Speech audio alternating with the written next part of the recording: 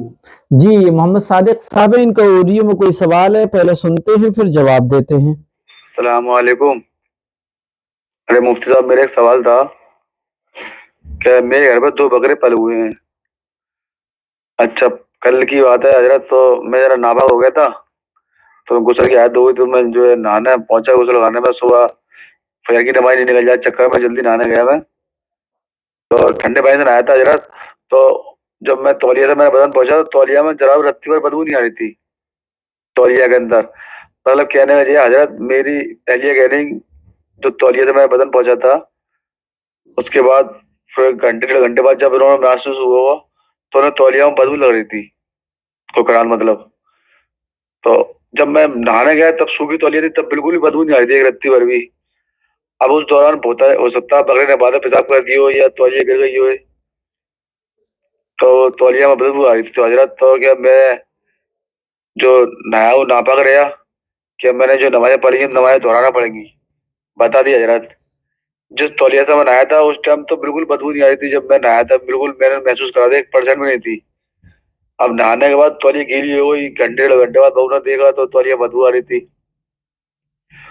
उस। जी, देखिएगा जिस वक़्त ये नहाने गए उस वक़्त टॉवेल अपनी जगह पे थी। टॉवेल जिस जगह पर थी उसी जगह पर मौजूद थी, सूखी थी और बदबू भी नहीं आ रही थी और उसके बाद ये नहाए और नहाने के बाद टॉवेल से बदन पोंछ लिया। बाद में 2-4 घंटे के बाद उस तौलिया को गीला पाया गया और उसमें पेशाब की बदबू आ रही थी। इनकी अहलिया कहने लगी कि इससे तो पेशाब बकरे के पेशाब की बदबू आ रही है।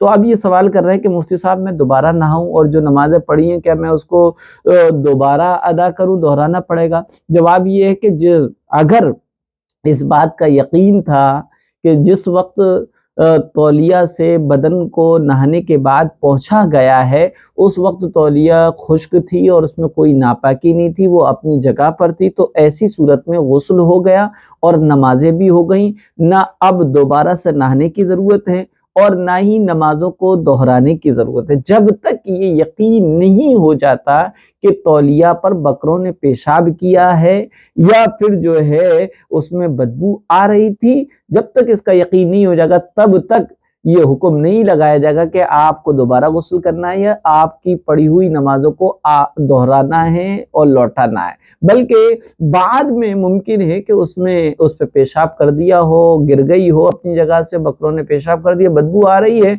लिहाज़ा बाद की बदबू और उनका कोई एतबार नहीं होगा।